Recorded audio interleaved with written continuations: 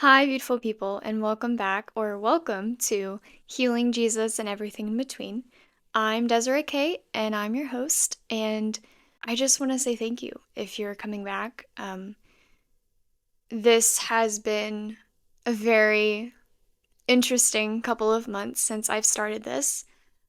I'm not gonna lie, I've been going through some things, and it's been pretty relevant to what I've been talking about. So I don't think that's necessarily a coincidence because whether it's warfare or test or whatever, it's been a challenge. But I know that doing something like this, that's probably going to happen. There are certain things that you do because you know that you need to do them. And I could totally be a lame-o and just sit around all day and not do anything with my life and just be a mediocre believer in Christ, and just follow the basics and talk to God every day and whatnot. But I'm not doing my part in the kingdom by doing that. And I know that if anyone can relate, doing your calling is tough.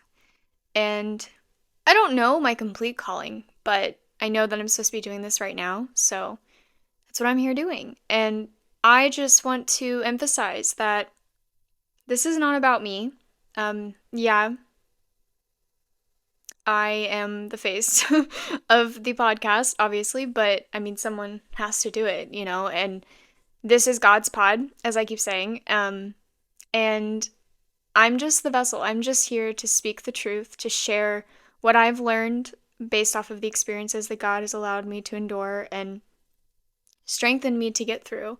And my hope is that I will just be providing a safe place for you, a place where maybe you feel like you can relate, maybe you feel seen, maybe you feel more comfortable to share what you're going through if I share my experiences. And then, of course, I get to share the stuff that God has shown me, and it's part of my testimony. And testimonies are so powerful, and I just highly encourage you, if you have any inkling to, any desire to share, please share your story. Please share the battles you've faced and the trials you've overcome, and share about what Christ has done in your life, because you never know who's listening, who's going to be impacted, whose life is going to change because you shared your story. Life is too short to be afraid to be honest. And I'm all about vulnerability, and vulnerability is doing the brave thing scared.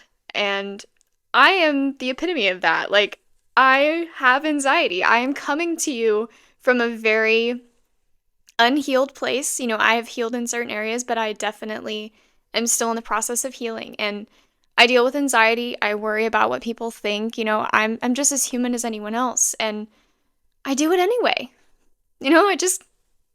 I have to, because I can't let fear control me. I can't let fear stop me from doing what I know I'm supposed to be doing. And at the end of the day, in the light of eternity, it doesn't matter. None of this matters. This podcast is not going to matter, other than the fact that if anyone comes to know Christ through it, it's just be you. Please, just be you. Just be who you are, and share what you feel, and be honest. Be transparent, be real, because we have too many people out here that are scared to do so, and you never know how much you could change someone's life by just being yourself. So that's what I'm here to do for you. I'm here to be myself, to be honest and vulnerable and real, and honestly just to meet you where you are. I do want you to understand that I'm not perfect, and I never will be. I could not wait around until I'm more healed. I've done so much work. I've learned so much about myself and what I need to be doing with my life, that I couldn't hold it off anymore. And I don't expect, I will always own up to something I do wrong. There might be something I say that's not correct or the right advice or whatever, and I'm totally up to being corrected for that, because I'm learning too. And I don't expect to be put on a pedestal, so please do not do that. I am just as human as you are, and this is so real to me because I am I called this Jesus healing and everything in between because it's about what Jesus is about.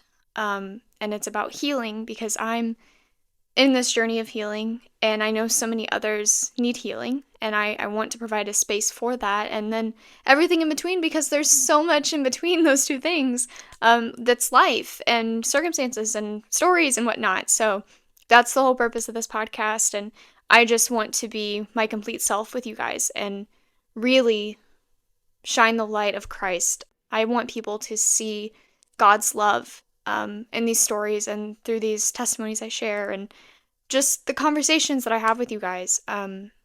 This is all about God, and I just want Him to have all the glory. And I hope that if you're not a believer, that you're still hanging with me and just learning to be yourself. If anything, that's what I need you to do, because you are allowed to be where you are right now, and no one is expecting anyone to have it all together. And my issue with people in the church and whatnot right now is we need to meet people where they are, because there are so many people who are turning from the faith or are resistant to the faith because they don't feel welcome to be who they are and where they are. And there's something that's holding people back. And it frustrates me because I know stories of people who have been distant from God because of the way Christians have been to them. And I had this whole thing back in, I don't know, 2021 or something. I didn't want to be called a Christian. I wanted to be a Jesus follower. And I'm kind of at a weird place now. I just love Jesus, and I believe that, God sent His one and only Son, and I have a relationship with Jesus Christ, and I'm going to spend eternity with Him. That's what I am. That's what I believe. And whether that's a Christian or a Jesus follower, I don't want you to be offended because I am labeled as a Christian. Christianity is the, quote, religion that this entails. So I just apologize on behalf of any Christian that's made you see things differently, because that's been an issue. And I know I'm on a total tangent, but I just want you to know this is a safe place. Be yourself, come as you are, and, God will meet you where you are. So, okay, today I have the lovely word of forgiveness. That's the topic we're going to be talking about. This was requested by a friend of mine who knows my journeys that I've been on with forgiveness, and felt that this would be a good conversation to have with you guys, and hopefully help some of you understand the impact of the forgiveness train, as I will get into. But okay, let's get to the bottom here. The basics. So forgiveness is a hard thing to do. When someone wrongs you, you typically want to be angry and you want to fight back, or maybe you want to run away or just hate them, Why do we need to forgive people? Because it actually hurts you more than it hurts them. And this is going to cover there are all kinds of different kinds of reasons to forgive people, of course. Some are more serious and others are not, but at the end of the day, forgiveness is about you being free. And you have to understand that we are to forgive because we are forgiven. And you have no right, I should say I have no right, I don't want to put this on anyone, I'm saying we as people have no right to not forgive someone, because we are forgiven ourselves by Christ. And there's so much in this topic, and please just bear with me because my notes are all over the place, my brain's been all over the place. Today has been a very odd day, and I just knew I had to get this done on time, so just try to follow here.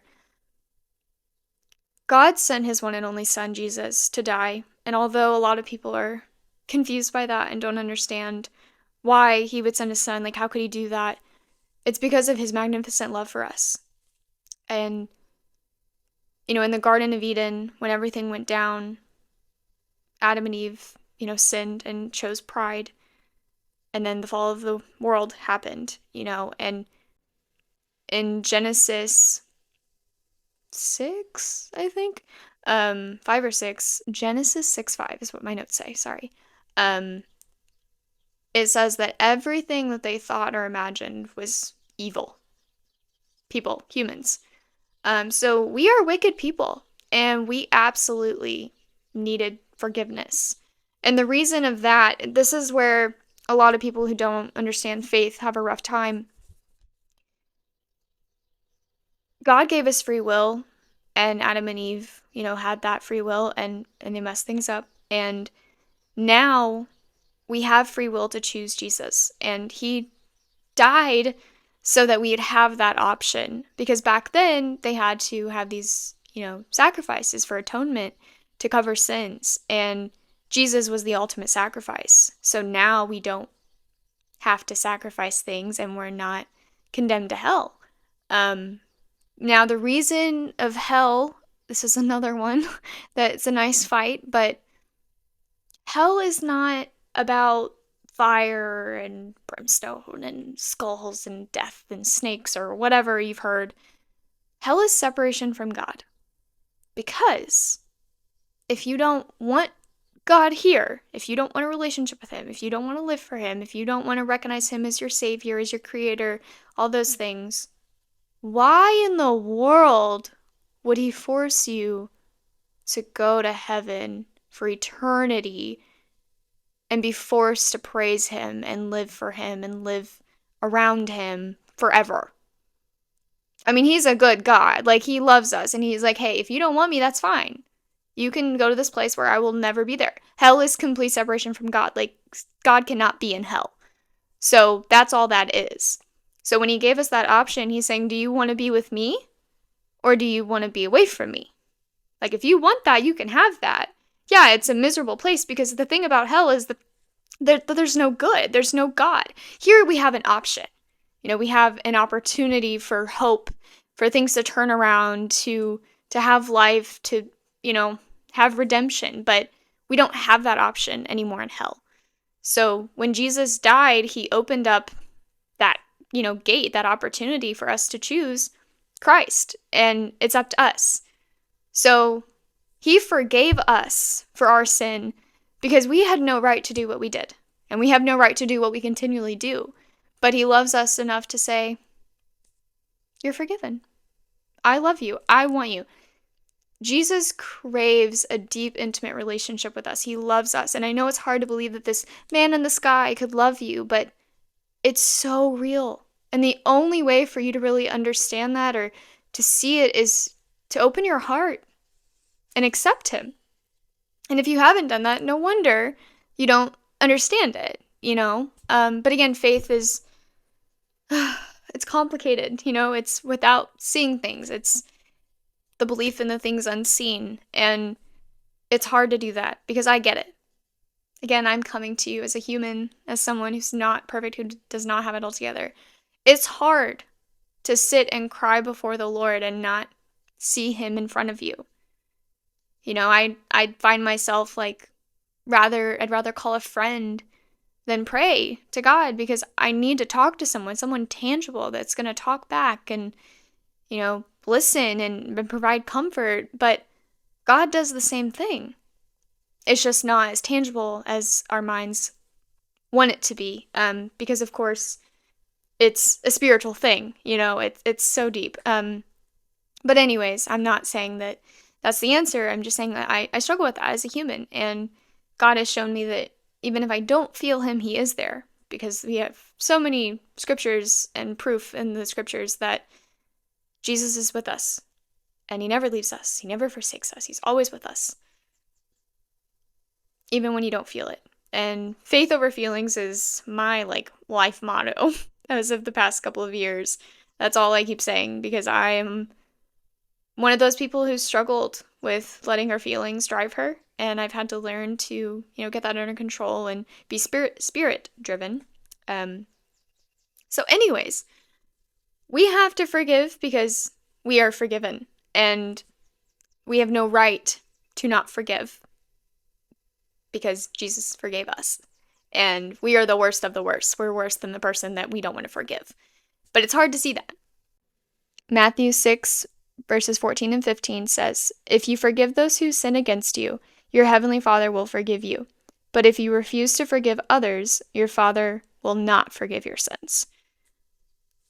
This is one of those verses that a lot of people are like, well, how's that possible if I'm saved and all that? Like, I think the point is if you are saved, if you truly have the Holy Spirit living in you, then you're going to be able to have the ability to forgive. But I don't believe that anyone who cannot repent before God cannot own up to something or forgive others. Like, it's just one of those things, like, it's a heart condition. So I'm not saying everyone. There are some people out there that are just really good people and don't know Christ. Like, that's very possible. But the majority of it, it's your heart condition. So this is really convicting for me in my, journey with forgiveness. And it's helped me a lot to understand that whoever has wronged me, Jesus died for them. And you have to look at every person that's wronged you as someone that Jesus bled out for on the cross. And that's not always everyone's favorite go-to, but it's the reality. And at the end of the day, forgiveness is for us. Obviously Jesus forgave us, but I believe that Jesus wants us to forgive because it kills you. It's literally gonna make you die early. Unforgiveness is bitterness. It's poison to your body, to your spirit, to your soul. Like, oh my gosh, I just, when you hold a grudge against someone, when you have ill feelings towards someone, it makes you feel, ugh, And when you feel that, there's a reason why, like, it's affecting you. And something that has been really heartbreaking for me is, knowing stories about people who had been abused and they couldn't forgive their abuser because they were so angry at them and they hated them so much. But the reality of it is you're being affected. Your abuser doesn't care. They're just going on with their life. Like, life is going on. And I personally have experienced that. And I'll get to that in my story time. But I just want to emphasize that Jesus died for everyone, even the most evil people, even the people who have torn you apart and destroyed you, the most sinful, people, like, just everything, like people who worship Satan, like, Jesus died for them. It's hard to believe that, but he loves everyone. It's just up to them if they want to accept him.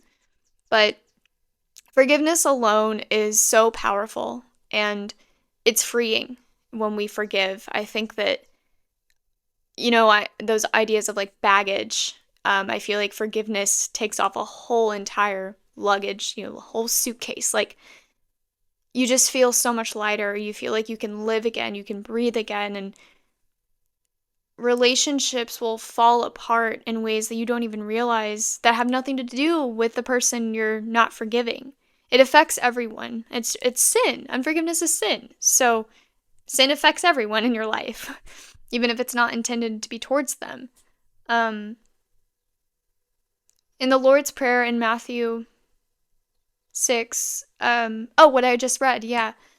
I wanted to point out that, that was said right after the Lord's Prayer. Like, that's such a significant place for that. And that really stood out to me when I saw that. He talks about how to pray, and then he talks about forgiveness, and then he talks about fasting, and, God gives us these rules, if you will, if you want to go that way. To me, it's instruction. It's guidance, because my little human brain cannot do things the right way. Like, I have to have some kind of guidance, and that's what the Bible is. It's our love letter from Jesus, but also instruction on how to live a good, glorifying, peaceful life. And I think it's so important that we forgive because it's important to him. Like, he emphasizes it so much. And then you think about the verse that says, Peter's asking about the forgiveness, and 7 times, 77 I think it's Luke. Hold on. I can find my page. My bad. It's Matthew 18. Matthew 18:22. Well, technically 21 and 22. Then Peter came to him and asked, Lord, how often should I forgive someone who sins against me? 7 times? No, not 7 times, Jesus replied, but 70 times 7. I don't think that Jesus is saying like exactly that many times and then you don't have to forgive afterwards. I think he's trying to say that you just infinitely forgive people. Like there is no limit. There's no specific number of how many times to forgive someone. You just keep forgiving them. Now, forgiveness is not the same as letting someone walk all over you and take advantage of you. And I want to emphasize that. Forgiveness it's a choice. It's a decision. It's a choice to say, I forgive you for what you did. But a boundary comes with forgiveness if it's a consistent offense, if it's something that's constantly happening, obviously in toxic relationships. You have to have boundaries when it comes to crossing a line and someone hurting you because you don't want to give them access to hurt you again. And we could get into that some other time if you want. But I want to make sure you understand that forgiveness doesn't mean, hey, you get all the power. Forgiveness is giving you the power, in a sense, and I hope it's okay to say that, because this is obviously about Jesus more than anything, but you do feel empowered by letting that go. You're the bigger man, you're the bigger person, you're the one that's saying, like, I'm not going to let this control me, and I'm not going to give you the power to make my life this miserable. And that was my argument with abusers in general, and just situations like that. They're going off with their life. They're fine. You're the one being affected. So don't give them that power over you. It's exhausting and draining, and it will literally suck the life out of you. You're better off just letting that go and forgiving them. And forgiving someone isn't saying it's okay that you did what you did. Don't take it that way. Forgiveness it's a heart thing. It's letting it go, not being angry, not feeling hatred towards someone. And if anything, it's surrender. I mean, for me personally, every time that I've had to forgive like a really big offense, it was me saying, God, your revenge is better. The way you're going to have justice is better than what I could do. So I'm giving this to you. I'm giving you this person. I'm giving you what he did or whatever, what they did. And you have your way. It's not mine. I'm cleaning my hands of this. I'm letting it go. You have all the power. Like, God's going to have a lot better revenge than you could ever do. There's a verse that I've held on to since I was young, just because of the things that I went through, and it was that, vengeance belongs to God.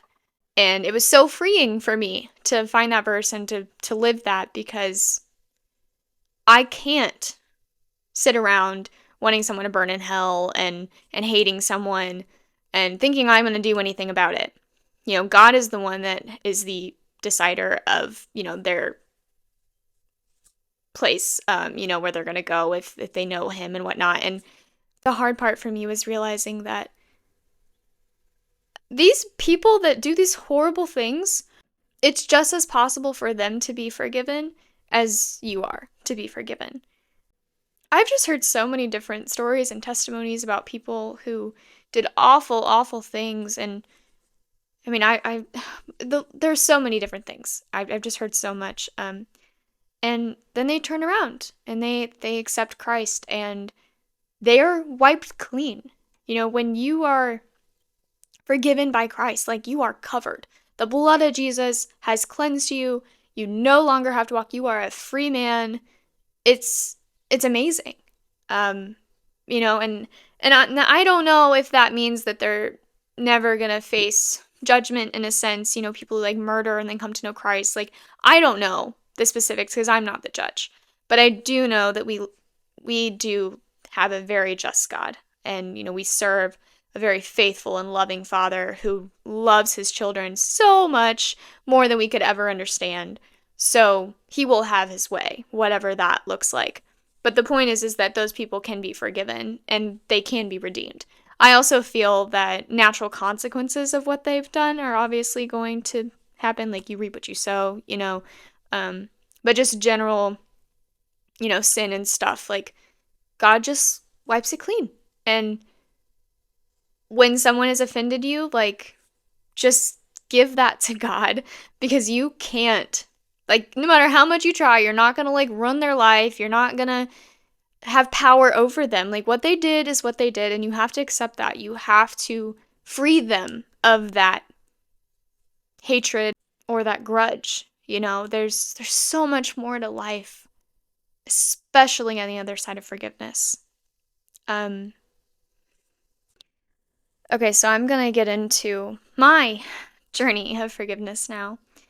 Um so this started pretty young. Um I know some might know my story and some may not, so I'm going to have to repeat a few things. I could throw a trigger warning in here, but again, I don't want to be doing that every time because this is a very safe place and I intend to talk about pretty real things and some can be triggering, so, just be warned in general. But I was sexually abused when I was a kid. I was like 6, and it wasn't like most cases I've heard. I was manipulated into thinking it was a game, as I said in the last pod. But what happened was I had different stories being told. Um, I could only remember so much. Obviously, it was a traumatic thing, even if I didn't understand it was traumatic. I think there's a lot of reality to the mind protecting us when it knows. I mean, God created us so intricately and beautifully, like beyond what we understand. So, me not remembering certain things was complicated because I was confused as to why my mom was allowing this in a sense. And I want to make it very clear right now before I get into any of this. I know how people can get heated. I know how people can get passionate and angry and unforgiving. I'm okay. My mom's okay. And I don't want anyone to have any like anger or hatred towards my mother for this story. And I can't really stop that if you are that upset. But the story is about redemption and forgiveness. So please just like hear it all the way out before you just decide to go getting all upset about that. But my mom made mistakes. My mom was human, just like anyone else, and my mom was also a victim of abuse as well. My mom did not abuse me. I want to clarify that. She was kind of allowing of what was happening, and I don't know. It was hard for me as a kid because this is a real place, and I just have to be honest. But I couldn't understand why my mother would do that to me. I couldn't understand why my mom would put me in danger because my mom was my world. I was a mommy's girl. Did not have a dad at the time. I didn't know him well. He wasn't around a lot, and it was pretty traumatic at home just with their relationship. And I just didn't, it didn't make sense to me. I could not see my mother as a bad guy. So what happened was I was abused a couple times, and I ended up telling my grandpa. I think I was watching Teletubbies. So now Teletubbies is like a very traumatic thing. But honestly, how is that baby son not traumatizing for anyone at this point? I'm pretty sure like no one watches Teletubbies, so it's probably a good thing. But I saw some Ida commercial or something, and I'm so confused because the commercial is just confusing. But basically, there's a sun with a face, and it makes me think of Teletubbies every time, and it's horrible. But anyways, pretty sure it was that, and I was just telling my grandpa. I don't know, again, because I can't remember specifically how it went down, so I just kind of asked for explanations growing up, like, did mom really do this? Like, what happened to Michael? And, like, what? I don't, it doesn't make sense to me, what I remembered didn't line up with the stories. So, what happened was I was separated from my mom. I lived with my grandpa. I love my grandpa. I love him so much. I lived with my grandparents, and, Papa raised me. He was the man of my life. He was the dad, and I had my grandma as well, but she was also kind of abusive, but not as nearly as bad as any of this other stuff. But that's important to the story. So, what happened was I went to school with I lived with my grandparents, all that good stuff. Went to school there. And then in seventh grade, some of my testimony lines up with last episode's testimony, kind of lines up with this one. So hopefully you're like following. But basically, my mom, I wanted to I wanted to have like a trial summer with her. I wanted to see if I wanted to go live with her because things were changing and, like we had visitation and whatnot, but I wanted to believe that I was going to be able to go back and live with my mom. Plus, I didn't get along with my grandma and it was really hard and I just wanted to be safe. So I ended up getting kicked out actually in seventh grade. So it was just kind of like a rushed plan and I ended up going to my mom's earlier than I planned, but I ended up staying there. So I did. And then I went to high school, life was rough. My stepdad was very abusive at the time and my mom was kind of under his control, which therefore made my life complicated and hard and it wasn't safe there either. I'll just say that. And I couldn't understand why. Mom and I fixed things. We're better now. We're living together, but now she's just horrible to me, And it's not that she directly did anything to hurt me. It wasn't abusive, but there was definitely mental abuse and emotional abuse, and I think that's just because of the control with my dad, of course. And what happened was I got with this guy junior or senior year. And then I wanted to be with him. And I was like, I'm not safe at home. I'm not safe with my grandparents, not safe with my mom. And I keep forgetting this. I actually did go live with my grandpa. Yeah, because I got kicked out again. Duh, I knew that. I'm pretty sure I mentioned this too, maybe. I don't know. But yeah, I got kicked out again senior year, and I was dating this guy. So then I went to go back with my grandpa, and I lived there for a couple weeks, and then we had spring break, and then I stayed with my boyfriend, and then when I was there, I was like, I'm safe. This is the safest I've ever been, because I was having issues with my grandma being back at my grandparents again. So I just told my grandpa, I'm like, I'm not coming home. I want to live here. And it was a whole battle, but, then everything went wrong with my relationship with the guy, and everything went downhill. So kids, don't live with your boyfriend. Bad idea. Ever. But anyways, I turned 18, and this is where everything came to a halt. I don't remember what caused it.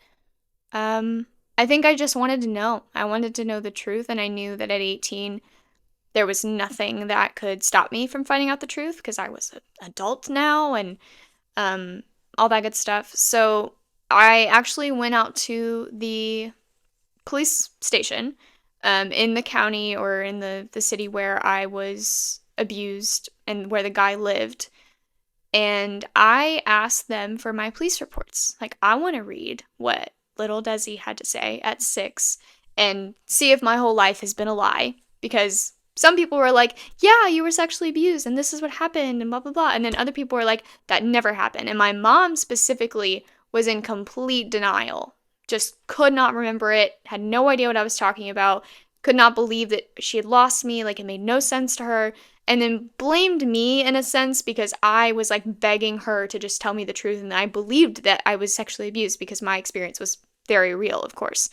So when I saw these reports, I finally got to read what I had to say at 6 years old, and there was no way that this didn't happen after I read that. The descriptions I used, the things that I said, it was obvious that I was abused by this guy.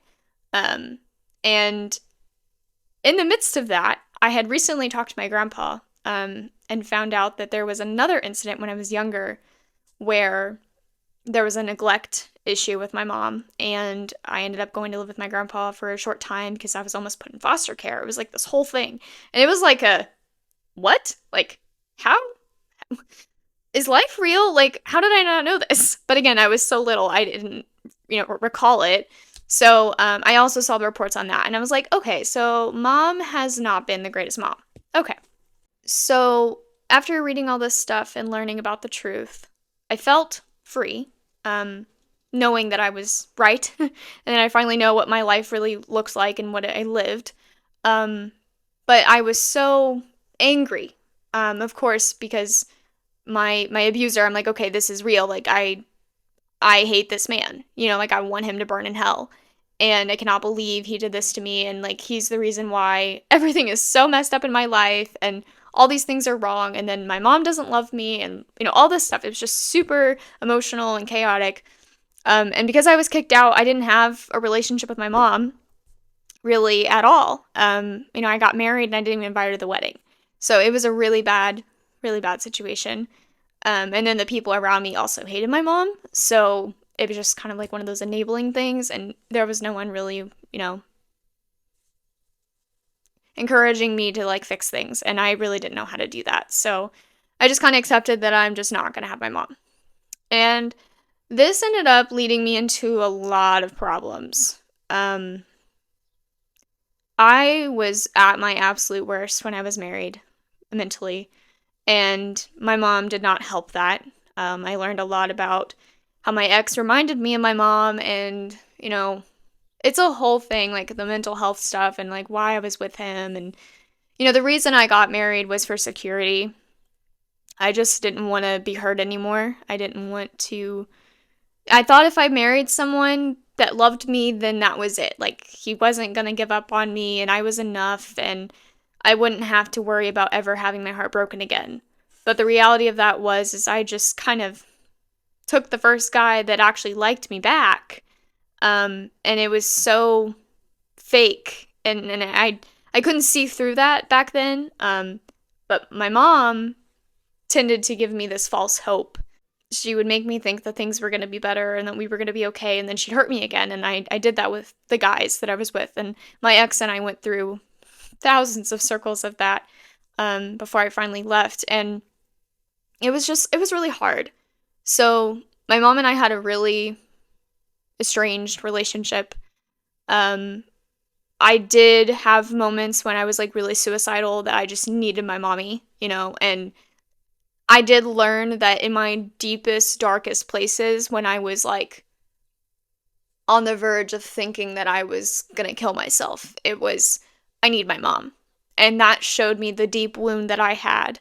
And as I got older and, past the divorce and whatnot, I learned a lot about a mother's wound, a lacking mother, and the wound that causes. And there's a book called Mother Hunger. I highly recommend it. It definitely helped me understand a lot about the mother's bond with a child. And I learned so much about why I am the way that I am. And it's helped me heal a lot. So basically, this one's a fun part. So I went through the divorce, and I couldn't live on my own for multiple reasons. So I ended up kind of kidnapping my sister. And I'm admitting this because it's funny now. We all laugh about it at this point. But it was a bad situation because my sister was going through what I was going through in a similar way with my mom, and I knew that she really would possibly kill herself because she was a lot more serious about that than I was. And she was not doing well, and I had this dream idea that we could just live together and heal together and just the whole beautiful view, and I don't know. I mean, I just trusted, as crazy as it sounds, I trusted God to protect us and protect me. And we did get through it, My mom kind of knew that she had enough on her. So that's kind of why we were okay with doing it. I'm like, well, mom has a history, so what's she going to do? Like, call the cops on her daughter? Like, it just didn't make sense to me because my mom knew that this was going to be the best, but she wouldn't admit that because she knew my sister was not, Lizzie was not safe. And deep down, I think she knew that this was not a good idea for her to stay there. But she didn't want to give her up because she lost me. And I totally get that. And like, looking back, I understood why she was so hurt and angry with me. But also I'm like, you destroyed my life. Like, just give me something to live for. Like, I didn't know how I was going to survive. I had nowhere to go. I was, going to live on my own and didn't have the rent money. Like, it was a disaster. So anyways, my sister comes to live with me because some family jumped in and was like, hey, just let her. just let her live with her. And, it worked out. God protected us. And I ended up getting, not custody because we couldn't really do that, but basically being her like legal person. And then, Lizzie turned 18 not too long after, and it all worked out. But Lizzie and my mom ended up having a relationship following that. Like they worked it out, and she would see her regularly. And then I had to watch. I had to watch my sister go see my mom all the time. And it was heartbreaking. It was hard because I'm like, you know, I just want my mom, it was hard because, none of these guys loved me and I was always alone and I had a really hard time making friends and, I just had Jesus. Like I felt so alone. And not saying that Jesus wasn't enough, but I wanted family. I wanted something tangible and I wanted my mom. I wanted my mom's approval. I wanted my mom's love and I I didn't know how else to get by. So a while later, not I don't know, I think it was probably around 2021. This guy I told you guys about, he like broke my heart and um I ended up dating all these guys and going down this whole spiral and then getting assaulted by a friend and I was just lost. I was so lost. My mom and I still didn't have the best relationship and it was actually after the assault that I tried calling the guy that broke my heart because who does that? He didn't answer. And then I think I texted one of my friends, my best friend, and he didn't answer. And then I decided to call my mom. And my mom answered and I'm, a mess. Like just mom, I don't want to live anymore. Like I can't do this anymore. I thought I could. I thought I was better, but I think I just had sex. Like it was a whole thing. And we can talk about that story some other time. But um, my mom told me like I don't know. She was just a mom. She was just there, and it sucked because it felt like she was only there sometimes when I needed her. And that time, like I was grateful she was there, but it didn't fix the problem. Like you still don't love me. You're still not happy with who your daughter is, and I don't know, there's just a lot of brokenness there. And then, not terribly long after, I read this book on forgiveness. And it's Forgiving What You Can't Forget, maybe is what it's called, by Lisa Turkhurst. And it was around the time of the church boy situation, so I definitely had to go down that route and, forgive the people who I felt betrayed me and hurt me and the church hurt that I experienced. And the way that I did that was by writing like letters without sending them, because I didn't want to talk to them. I didn't feel like that was appropriate when it was clear that they didn't want me around and I didn't necessarily want to see them anymore. So I just, in my heart, chose to let go of that and to trust that, you know, they didn't intend to hurt me, but if they did, like, there was nothing I could do. So I wrote those letters, and then I was just going through anyone in my history that I thought back to, like, everyone who's hurt me, and, like, okay, who have I not forgiven? Who, when I see their picture, who makes my gut tighten? Like, who is it that and so I reached out to a couple of guys that I talked to, like, way back when I was a mess, um, and I just told them, sorry, I gotta go backwards here. So, first thing, before I get into that, I do want to explain how I let go of the abuser, the situation there. So, when I got when I got the reports, I went home and it was my first blog post ever on a blog that no one, like, is ever gonna probably ever read. But, I wrote a letter to the man who stole my innocence, and it was messy, it was honesty, it was real, it was, you did this to me and you made this happen and you ruined my life here and there and all that, and then at the end I say that you are loved by God. Jesus died for you, And I hope to God that you come to know him. I hope that you are redeemed. I hope that you accept his forgiveness. And I I want the best for your life. Like, I want you to find Christ, and I hope you're never ever going to hurt another kid again. I hope that you haven't hurt any other kids, because it was much later, of course. Um but at the end of it, I just said that I forgive you. I'm letting go of this. You no longer have power over me. And it was very, very, very freeing. I was like 18, was very young, and of course there were a lot of other things that happened post that, that I talked about, that were painful, regarding like bringing that up, working through the traumas and whatnot. But ultimately, my heart, I made a decision to let it go, to let God have his way with my abuser. So back to what I was saying. I I went on I read this book like I was talking about, and I was meeting with my pastor at the time, and I told him that the book instructed to make a list of the people that you need to forgive, that kind of idea, and I did. So I thought back to all the people in my past, way back when, all the guys and all that good stuff, and I was like, okay, I've got some people, and he's like, okay, let's think about how you have wronged these people, how you have messed up.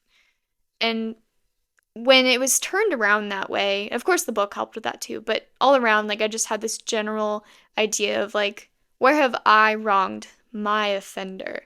And I hated the way that that was, at first, like, well, I didn't do anything wrong. Like, they hurt me, they did this, they did that. But at the end of the day, I've talked bad about them, I've dishonored them, I've hurt them, I've, done something wrong here. I'm not perfect. I've screwed up.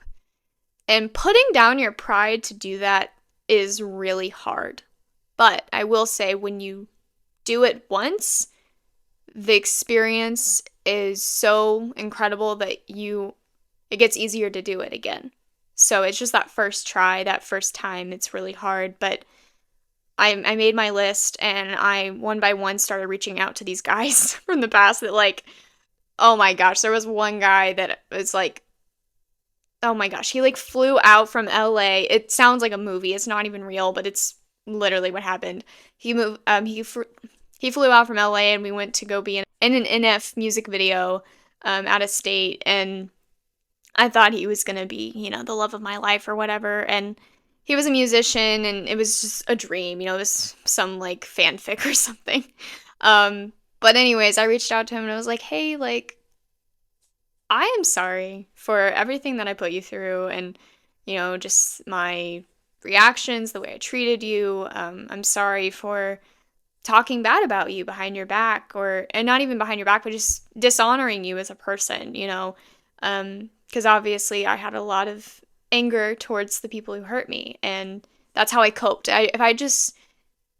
There's this thing called splitting, that people like me have dealt with. Basically, value someone or devalue them very extremely. And I did that with the guys that hurt me. I just decided to just be angry and hate them, and then they no longer could hurt me. It didn't hurt anymore. But the reality is grieving, pain is pain, and it will find its way out. And it definitely did. The night that I was assaulted by my ex, I was actually reminded of this guy specifically, and that was like a year later. And I was like crying my eyes out and feeling like, broken, and like never cried about it, didn't care, because I just hated him, and that wasn't ever the answer. So anyways, I reached out to him, and he was actually really cool about it, and was surprised that I was like apologizing, and I just asked him to forgive me. Like, I'm sorry, please forgive me. And he and I were good. We cleared things up, and I was able to completely let that go. And I won't go into all the stories, but just the numerous people that I did. And then, like I said, I wrote letters to the people who were not, that I couldn't talk to. And I did get asked about my ex. My pastor asked me about my ex, and I said that I don't really have any bitterness in my heart towards him. I just want him to be okay. I want him to find God. I want him to live a good life, and hopefully see that I never meant to do anything wrong. but I don't necessarily have any like anger or bitterness towards him. Like I really didn't think I did. It wasn't until recently that I was doing an EMDR session for therapy, and we were working on a very traumatic memory of my ex and I, and it brought up so much pain that was just so deep and buried. And I've learned that if you are numb, there's something you're protecting yourself from. Your brain or your body or anything is protecting you from, because you have to work that out. Like it will come out. I had no idea that I was still that upset about, but I never really worked through it. I never grieved it. I never cried that out because I was so busy crying in the relationship that I thought that when it was over, that I didn't have to cry anymore. It was over. I was free. I feel like I grieved so much of the relationship that I didn't need to grieve anymore after it was over. But my inner child, that the little Desi that was always abused, was screaming to be seen, to be heard, to feel loved. And it was never about like him specifically. It's just this pattern of people abusing me and misusing me and taking advantage of me that just all came to the surface. So back then, during that conversation, I absolutely thought that I'd forgiven him, but I'm learning that because of these emotions being brought up, that means I'm probably going to have to forgive more. And I don't even want to say it that way. I think there's actual like truth. Like you can look this up. There are two different kinds of forgiveness. There's decisional and emotional. I feel like I've decisionally chosen to forgive him, but I feel like emotionally I haven't reached that, and I'm in the process of that. And like I said, I'm coming to you as unhealed in the process, just I don't like the word. I don't like saying I'm unhealed because I have healed a lot. I'm coming to you in the midst of healing, and I'm not completely healed. I've not completely forgiven all the things that I've experienced. But I'm willing to, and I'm working through that. I'm trying to find that emotional forgiveness. Because I really do just wish him well and want things to be okay for him. But he did really hurt me and affect my psychological state of mind, and how I view relationships and people. And that's just part of the healing. That's why I'm doing what I'm doing with the EMDR. But my point in all that was this forgiveness thing is messy. It's not linear. And when I, went through this list with my pastor, I don't know, it was just my mom. I'm like, I don't know how to feel about that. Like, I feel like I've forgiven my mom. Like, we have a relationship-ish. Like, I see her because I'm co-parenting with Lizzie, like, it's whatever. But what happened was I went to go visit my grandma, the one that raised me. And I was hanging out with her one day, and I don't know what we were talking about. It was just like a really serious conversation, which we never had. And I think she was talking about someone in her family that was abused or something. And she told me that she just, hated that person for abusing that person that she was talking about. And I think we got on the topic about my mom or something. And she said, I wish Jesus didn't die for your mom. Because I told her, I'm like, but Jesus died for her. Like, he died for all of us, every sinner, every human being. And when she said specifically, I wish Jesus didn't die for your mom, it struck something in me, and it just broke me. So I went back to my pastor and I told him, and was like, I have to forgive my mom. That just hit me in a way that I don't like. It was obvious there was something there that I was holding on to. And it broke my heart for my mom because I don't want to hate her. I don't want to be, I don't want to have bitterness in my heart towards her. So he asked me to just write a rough draft, just some things simple that you want to say, and same thing that we did with the guys and the people in the past. Just own up to where you went wrong and ask for forgiveness. Now, that was hard. I am not going to tell you it was easy to sit there and say, I failed you as a daughter. I dishonored you. I spoke negatively about you. I hated you in my heart. When obviously there were things that she did that were absolutely dishonorable, you know? Um, but I just, I had to do it. I had to let it go. And I made a decision that I was going to forgive my mom. So then I went to her house and I asked her if we could talk. And I sat down and I read my little letter to her. And, it was good. It wasn't this life-changing, burden off my back. It was the start of something, but I didn't know that at the time. So I was just happy that we were able to talk. But there was a part of me that was like, you're, I don't know, it came across like you're the one that messed up and you're not apologizing, but I am. Like, it just feels backwards. But I had to keep that decision in my heart. I had to decide to let it go. But little did I know that it was not all there. And this is where I feel like decisional and emotional were two different things, because I decided in my heart to let it go, to forgive her. I chose to own up to where I messed up and failed her. But it was a couple months later where everything really went down. I was scheduled to do I was doing a project, a film project. I think it was like the next day. And I waited until the last minute to get all these outfits together. And because I had a pretty, a lead role, I had to get like 7 or 8 outfits together. And I was having a really rough day. I had struggled with body dysmorphia and insecurities and just in general despise for myself at times. And I actually was going through a lot mentally too, and I feel like it's like the spilled milk thing. Like, it's never the milk; it's always everything else that's before it, and it piles up. And that's what happened. I was dealing with a lot. I think I was trying to figure out. Oh yeah, I was trying to figure out if I wanted to be friends with the what I call him and what was his code, married guy or whatever. Because we had that opportunity, and I don't know. I was walking around trying to find clothes, hated what I was finding, hated the clothes on me, hated myself more.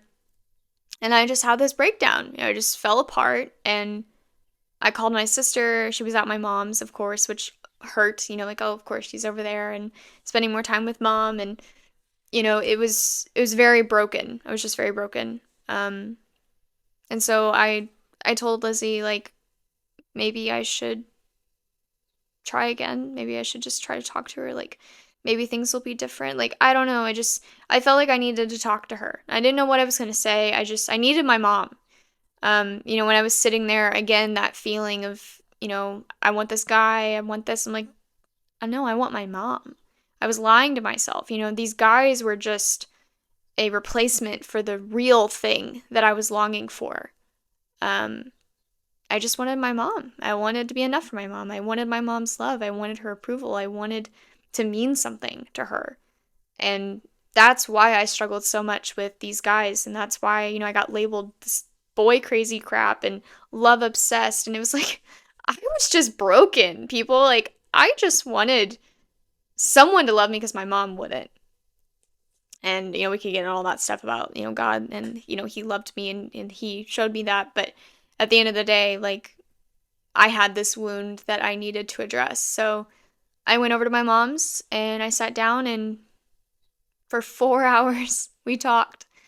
I cried my eyes out, and I was dealing with this very specific fear. It was really bad at the time. It got really, really out of hand, and I was borderline, like, not claustrophobic. What is it? Agoraphobic. That's the word. Didn't want to leave the house, and I begged her. I'm like, Mom, there's something that happened in that abuse that connects to this fear, and I don't know what it is. I cannot figure it out. Like, I've been through countless years of therapy. I've been in more therapy alive than I have not. And we just cannot figure out why this is the way that it is. And I don't want to live this way. It was controlling me. So I told her that, and I begged her, like, can you please just be honest with me? Like, I I forgive you. Like, you screwed up. Like, you're forgiven. Like, it's fine. I need to know the truth. And my one thing with her in that situation was I had to humanize my mother. I think that's an okay word to say. I hope it's a real word. I had to make her a human. I had to stop demonizing her because she was human. She was a mother in a very, very abusive marriage, and this little girl, this little kid, not knowing how to do life, not being able to pay the bills. Like, the reasons why the abuse happened had to do with money. And I personally, a lot of people will argue with this and tell me that it's not fair and like I shouldn't be thinking like that or whatever. That's fine. You think what you think. But for me, this is truth. I know what it's like to not be able to pay the bills. I know what it's like to not know where your next meal is going to come from or how you're going to get through the rent. I know what it's like to want to go to drastic measures to make money. So it's not to condone what happened in the situation with the abuse, but I understand the desperation. And sometimes I wonder if maybe she just didn't know that it was. I don't know if she knew it involved me as much as it did. Like, I don't know, because again, I can only remember so much, and then what the report said. Like, it was just such a weird situation. But when this conversation happened, I put it out there like, you did your best. Yes, you failed. You made mistakes. But I have too. And so has Jane Doe and everyone else. Like, we are all sinners. We are all in need of a savior desperately. And we all screw up. Like, bad. Like, that is just life. And I cannot sit here and hold that against you because it's not your complete fault. Like, I see that there are other things going on. Like, her mom was a certain way with her and like the abuse she experienced. Like, I think it's so unfair. Again, people are going to have their opinions, but this is mine. Abusers were typically abused too. Abusers were once a victim. And it's not fair to just count someone out to be some monster because of what they've done and not see what they've been through. You can be held accountable and still be the victim. Like, it's possible. Two things can exist at the same time. Like, you don't have to, it's not always black and white and right and wrong. Like, there's so much more. There are gray areas that we always look past. And I hate it. It boils my blood because it's so unfair. We are not going to be perfect. And the people who have made the biggest mistakes are just as deserving of grace and mercy and forgiveness and love as we are, no matter what they've done. And I understand that is not everyone agrees with that. And that's fine. I just have a lot of perspective that I've been blessed with, and I'm grateful that I don't see things as black and white, especially now, because this world is so chaotic and so messy, and there's so much awful, evil things that are happening out here. But I have to look at things in the bigger picture. My abuser could have been abused. I don't know. I mean, he didn't get in trouble or anything. It was a whole thing, because I guess he was friends with the cops. Like, it was such a weird situation. Like, I didn't necessarily get justice, but I know God will take care of that. Like, God is a just God. He'll have his way. But I personally, I mean, I told you guys, like, I had a sex addiction at like 7 years old. It was never my intention to tell these girls at school about what happened, to make them uncomfortable, or to play games with people that weren't appropriate as a kid. But I was a victim. I was not some predator. Again, I was a kid, so it's a little different. Now, if I was 18 and I was, doing those things, absolutely, like, I would be old enough to know. But I'm saying that I've heard so many stories where people who are abused abuse. And I mean, there's a phrase, hurt people hurt people. The only way for this to stop is to stop penalizing the victim as only the predator. It's not fair. It's when is there going to be change? When are people actually going to forgive and give grace and heal if we're just going to hate everyone because they messed up? Because they did something that someone did to them. Anyways. So, with my mom, I told her I just need my mom. I'm tired. I'm tired of not being enough for you. I'm tired of feeling like Lizzie's the golden child and I'm the screw up. I used to tell myself I was the failed guinea pig experiment because she just loved Lizzie so much and treasured time with her, but I was just scraps. And it was a hard conversation, but the beauty of that, oh my gosh, just the grace that we had for each other in that. And, you know, for her to sit there and spend hours genuinely for the first time ever of all 24, maybe I was 24 years of my life, like, okay, it was 24 minus 6, so, you know, but most of my life, you know, denying that and being in denial and not saying that it happened, like, she's like, I just don't remember. Like, she was just distraught. Like, she could not recall me going through this. And for the first time ever, I believed her because she tried so hard to really be honest. And she told me all the things that she could remember.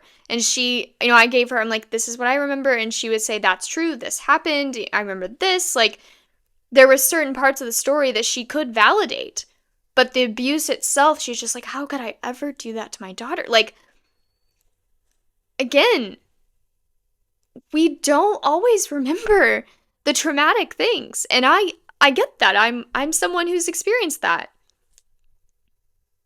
But I had to just accept that. I had to accept that I blamed my mother for something she truly couldn't give me. And my mom has tried her best. She's done better at other times than not. But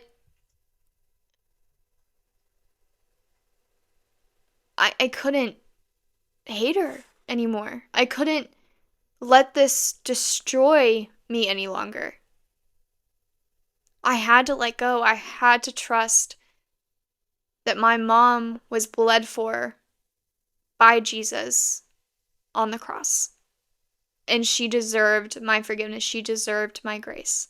And she deserved my apology for what I've done to her over the years. I freaking took her daughter, for crying out loud. Like, I owed her that much of an apology, at least, you know?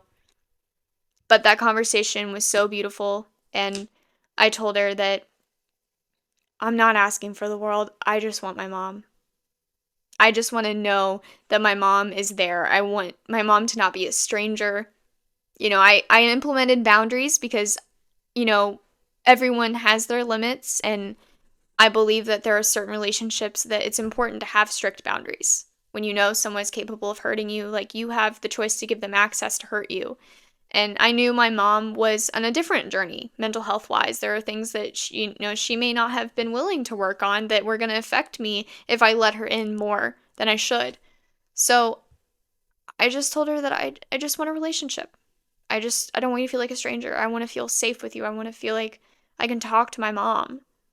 And for crying out loud, I just want to be enough. Like, I'm a good dang kid. Like, love my sister, but we're opposites. You know, like, not that I want to be the golden child or anything, but I just feel like I've done everything that I was supposed to do and fixed the things that I shouldn't have done, but I didn't get any credit. And it was hard. It was just heartbreaking. And it made me feel like I failed even more, even though I've done everything right. And I'm not saying I did everything right. Like, I didn't do anything wrong. I'm saying, like, I've lived a life of trying to do the right thing. But my sister's a lot more free range, if you will. So it didn't sit right. You know, it didn't feel like it was supposed to be that way. And so what happened was the next day I got a text. I woke up. Good morning. How are you doing today? How'd you sleep? That's the first good morning text I've ever gotten from my mom as an adult. And it's definitely the first time that my mom texted me willingly, not needing something in a long time. Because I'm sure we did that like when we were younger or something, when we had like a somewhat relationship. But my point is like that was the first time that it felt so genuine and felt real. And she did that every day. And to this day, she does that every day. Now some of you might be like, oh, that's nothing. Like that's all I needed. I just needed to be something to my mom. I just needed to be acknowledged as her daughter. And then before you know it, it's such a beautiful story because I mentioned this little phrase earlier, that the train of forgiveness. So around this time, a lot happened. You know, I got my mom in my life. We're trying to build this relationship, and my sister gets in this really toxic relationship, and we're living together still, so things are kind of hot at home. And I was so hurt by the way things were going down. Just the toxicness of that relationship was affecting our relationship so badly that I didn't know if we were going to continue living together. I didn't know what we were going to do. So my mom and I hung out one day. We had lunch, and I don't know how it happened. I think we were just talking in general. I'm a very deep person. I talk about deep things typically with people, and you know, we don't have a lot of like casual conversations, and I think that's just because that's me. It's hard to be casual with people sometimes for me. Like I'm just a deep person. But anyways, we were talking about my grandpa, her dad. And I was just like, I don't know what's going on with you two. You know, they've had an estranged relationship given our situation and my life, of course, with him taking me in. But I just feel like, you know, there's a chance for you guys to fix this. And you can take this as a grain of salt if you want, you know, or run with it. It's up to you. But what would happen if you just talk to your dad? You know, just talk to Papa and just own up to where you went wrong. Like I did. You know, I told her it was really hard, and it was a really heart changing experience for me. And it took a lot, but it changed our lives. You know, like we had this relationship, we were having lunch together. Like I never thought that'd ever happen. And we just talked about like what she felt with, you know, him. And it seemed like between what I've heard from her and what I heard from my grandpa was that Papa thinks that my mom hates him, and then my mom thought my grandpa hated her. And I'm like, so you guys are just not on the same page here, because no one hates anybody. You both are under the wrong impression and then just like being angry for no reason. So what's the point, you know? Well, funny thing, the next day, I was hanging out with my grandpa, and just out of nowhere, he turns to me and he's like, so your mom texted me today? I'm like, oh? Everything okay? And he's like, yeah, she asked me for forgiveness. And he was very, like, confused. Like, what is happening? And it was, oh my gosh, I lit up. I could not believe what I was hearing. That my mom just immediately did that, you know, right after our conversation. And I could see so much change in her. I could see how the Holy Spirit was working in her. And now they have a relationship to this day.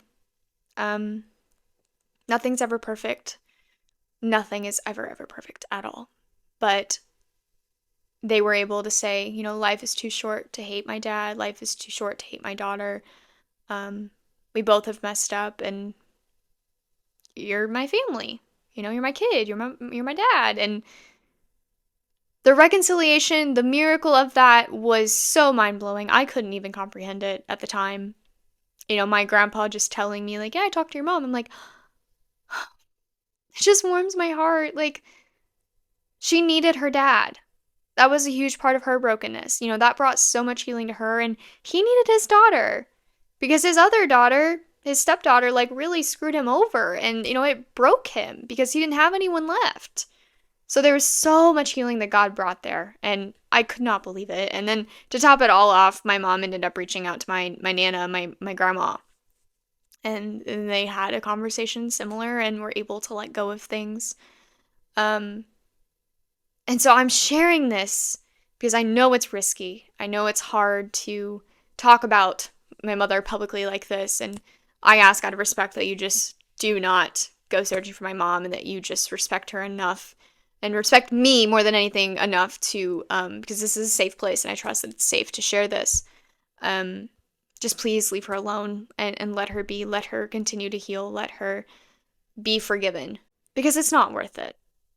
It's just not worth it. I love her. I've forgiven her. So many others around me have forgiven her for what they watched, me go through because of her. And at the end of the day, no one's mom is perfect. No one's dad is perfect. And not every home life is perfect.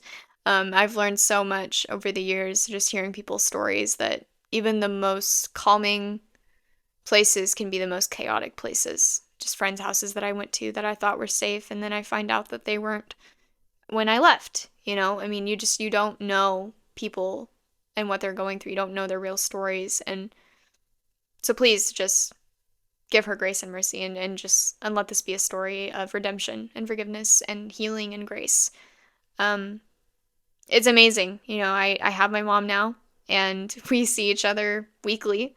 I'm still working through things, of course. There's a lot of trauma work that I've been doing with my EMDR and whatnot, and that is heavy because I do have to be in the midst of healing as well as continuing to forgive her when something comes up, because there are times I have to decide to forgive a new thing that I remembered or a new thing that I felt because of her and whatnot. So it's hard, but the freedom that's come from forgiveness is unexplainable.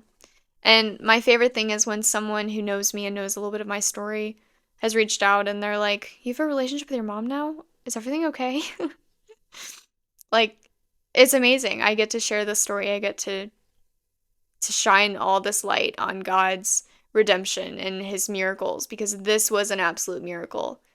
I should not have ever been able to have the conversations that I can have with my mom, and for her to come to my birthday party and be a part of the experience of celebrating my life. Like, I never thought it'd happen, and I'm so grateful. Um, so yeah, forgiveness is messy. It's not linear. It has all kinds of bumps and slips and slides, and there's so much that goes into the process that we don't see. Um, so yeah, forgiveness is not the easiest thing to do, but it's the thing that's worth it the most. Your life could change in an instant by forgiving someone, and you wouldn't even know it until you did it. Life is too short to hold grudges. Life is too short to hate people. You never know when your last breath will be. You never know when their last breath will be. And that's why it was so heavy on my mom's heart with my grandpa. We're not promised tomorrow. And she didn't want him to go to the grave thinking she hated him because it wasn't accurate. And there were so many misunderstandings in that situation that neither of them knew until they communicated. And my goodness, people, if we would just communicate, the healing that we would experience is unexplainable. That is the biggest problem with most people who are upset with someone right now. Like, you're not communicating. But I'll just leave that there because that's a whole other different problem. I don't know.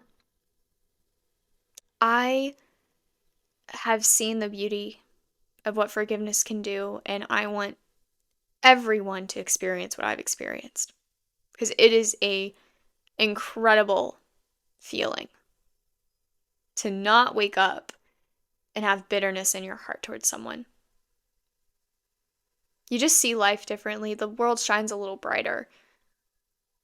God will have his way. God is a just God. So please let it go. whether they hurt you or said something or neglected you, mistreated you. And I do want to get on this little bit of a topic here about honoring your father and mother and forgiving them and whatnot.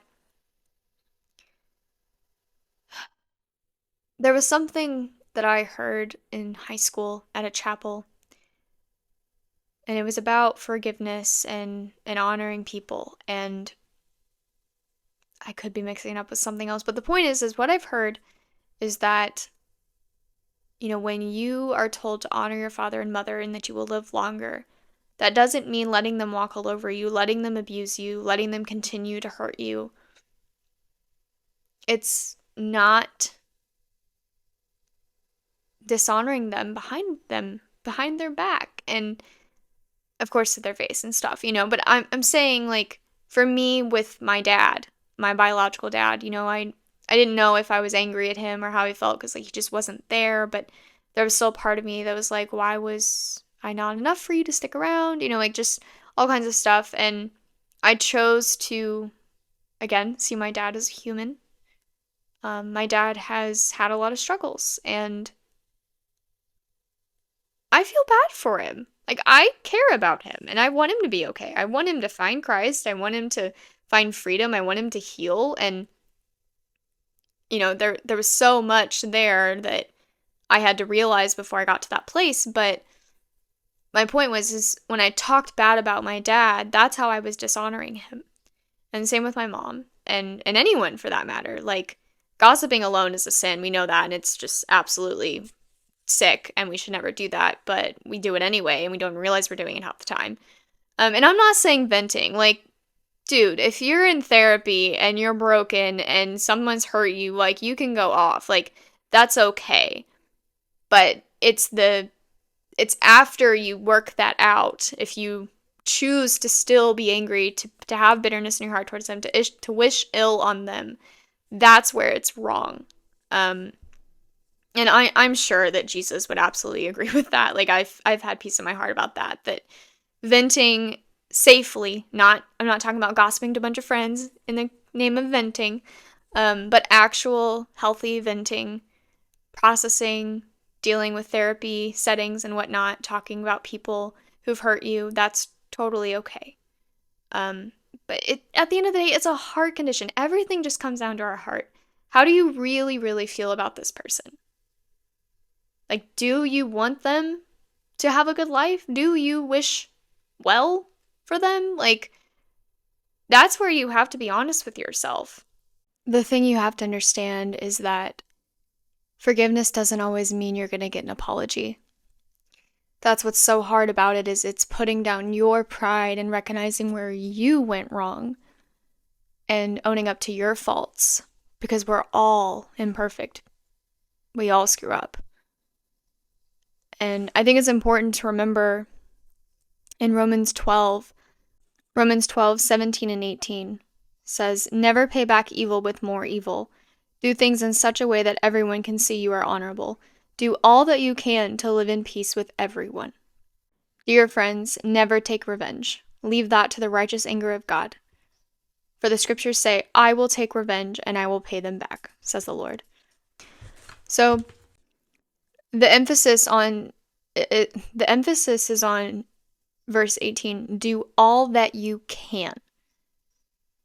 Obviously, you may not be able to have complete peace with someone if they're not willing to cooperate, but you have to do what you can do to live at peace with that person, whether they want to do that or not.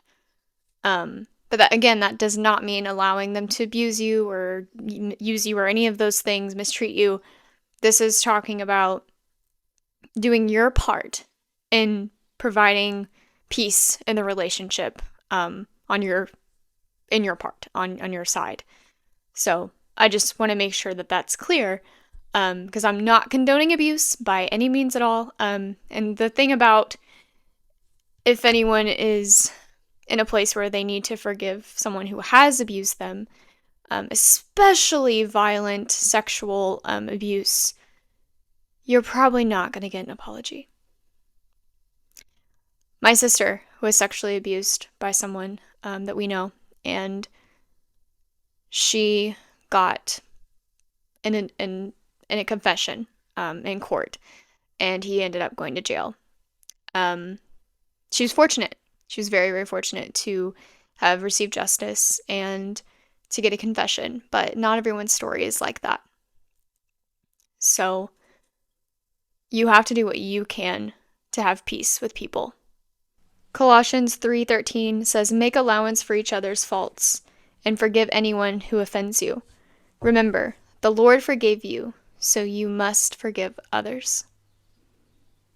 This is why we have to forgive.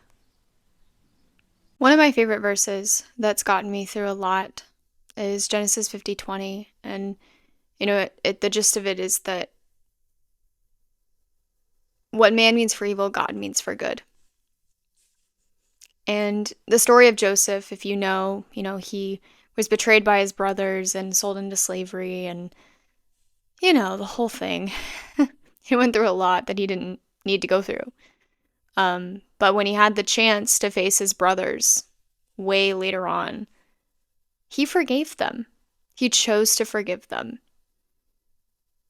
And it was such a powerful forgiveness. It reconciled all of them, and it was just the beautiful power of what God can do. But that verse is what goes with that story. He says that, "As for you, you meant evil against me, but God meant it for good, to save the lives of many people," or something like that. And God knows the things that have gone. God knows what's happened to you. God has grieved with you. And we could get into that some other time, but please know that God sees you in your pain and sees what people have done to you. And He will turn it around. He absolutely will. No doubt about it. He's not done. It's not over. He's not done. You have to understand that your job is to forgive and surrender and trust that God will have His way. And He will redeem the story if you let Him. So I hope that this was encouraging to anyone who's had estranged relationships in their life. I hope that you have hope that things can change. The answer to everything is putting your pride down, putting your pride away. You have to be human and make them human before you're going to make any moves, before you get anywhere. Because if you're doing forgiveness because it's, I don't want to say for you, but if it's like, I'm the bigger person, so I'm going to forgive you, like, that's not the reality of what it's supposed to be. Think about what Jesus did on the cross. And if you don't believe in Jesus, think about the love that someone could have for you that would make them want to forgive you that much. Even if you don't want to believe in Jesus, that's fine. That's what you choose. That's your decision. He's not going to force you. But there's just such power in love and forgiveness and grace and mercy, and our world would just be such a better place if we had more of it. At the end of the day, life is too short to hate everyone. So please do yourself and them and everyone else a favor and let go of the things that are holding you back from living your life. Because unforgiveness and bitterness will eat you alive. It's poison.